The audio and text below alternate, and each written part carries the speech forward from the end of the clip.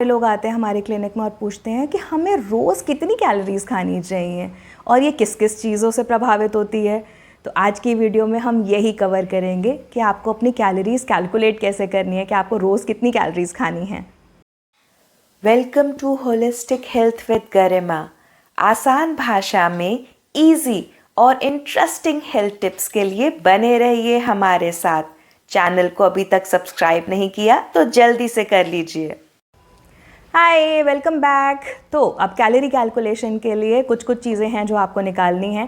पहली चीज़ निकालनी है BMR। हाय राम, ये क्या होता है? ये होता है बेसल मेटाबॉलिक रेट, मतलब उतनी कैलोरीज जो आपको बिस्तर पे पड़े रहने के लिए भी चाहिए। कुछ नहीं करना है, कुछ खाना नहीं है, कुछ पीना नहीं है, बस पड़े रहना है। तो पड़े रहने के लिए भी जितनी कैलोरीज आपको चाहिए होती हैं वो है आपका बेसल मेटाबॉलिक रेट।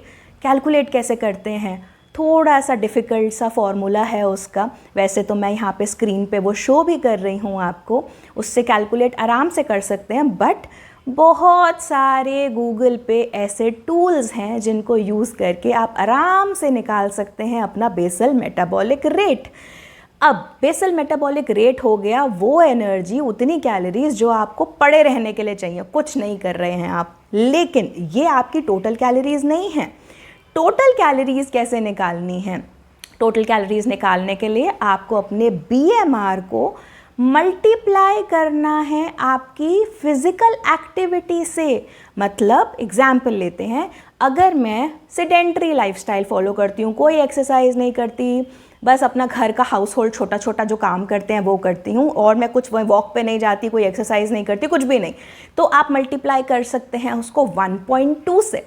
लेकिन अगर आप डेली एक्सरसाइज ज़्यादा नहीं करते लेकिन डेली वॉक पे चले जाते हैं, अपना फिजिकली एक्टिव रहते हैं, तब आप उसको मल्टीप्लाई कर सकते हैं 1.5 से। और अगर आप बहुत अच्छी एक्टिविटी करते हैं, 1.5 से 2 घंटा जिम में लगा के आते हैं, कम से कम 5 से 6 दिन हफ्ते में, तो आप उसको मल्टीप्लाई कर सकते हैं 1.9 से। एग्जाम्पल लेती हूँ, तो उसके लिए आपको क्या क्या कैलकुलेशंस के लिए क्या क्या चाहिए? आपको अपना वेट चाहिए केजीज में, हाइट चाहिए सेंटीमीटर्स में, एज कैलकुलेट करनी होती है मेल और फीमेल के लिए, जो आपको दिख रहा है फॉर्मूला अलग अलग है।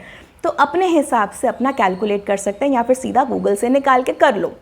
मल्टीप्लाई भी कैसे करना है वो मैंने आपको बताया। एग्जाम्पल से एक बार समझ लेते हैं। अब मेरे लिए मैंने अपना कैलकुलेट करा, एग्जाम्पल लेते हैं, BMR मेरा निकला करीबन 1289, मतलब कैलकुलेशंस के लिए इजी कर लेते हैं 1290। तो मतलब 1290 कैलोरीज मुझे पड़े रहने के लिए चाहिए। मैं कुछ ना करूं, उठा के एक गिलास पानी भी खुद ना पीऊं, खाना पीना तो है ही नहीं उसमें, पड़े रहने के लिए मुझे 1290 कैलोरीज चाहिए। तो क्या 1290 कैलोरीज मुझे दिन में खानी चाहिए? नहीं, क्योंकि अगर मैं पड़ी तो नहीं रहती हूँ, मैं फिजिकल एक्टिविटी थोड़ी तो करती हूँ, अपना घर का काम वाम करती हूँ, कभी कभी टहलने भी चली जाती हूँ, रेगुलर नहीं जा रही लेकिन कभी कभी चली जाती हूँ। तो मुझे मल्टीप्लाई करना पड़ेगा किससे?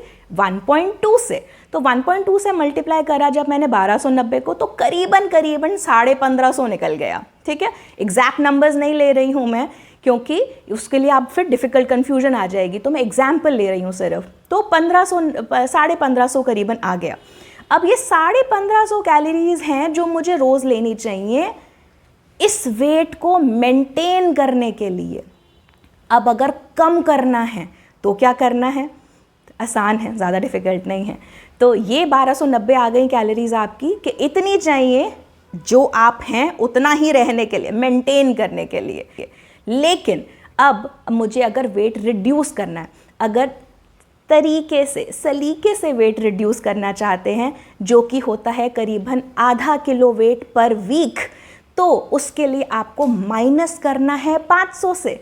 ठीक है, तो अगर मैंने करा, मेरा 1550 मेरी कैलोरीज हैं जो कि मुझे रोज़ खानी चाहिए, पर अगर मैं वेट रिड्यूस करना चाहती हूँ तो मुझे कितनी खानी है? करीबन सिर्फ 1000 कैलोरीज। ठीक है, तो रोज़ का अगर मैं 500 कैलोरीज का डेफिसिट, मतलब माइनस करती हूँ, क्रिएट करती हूँ, तो करीबन मैं आधा किलो वेट कम कर सकती हूँ एक हफ्ते में।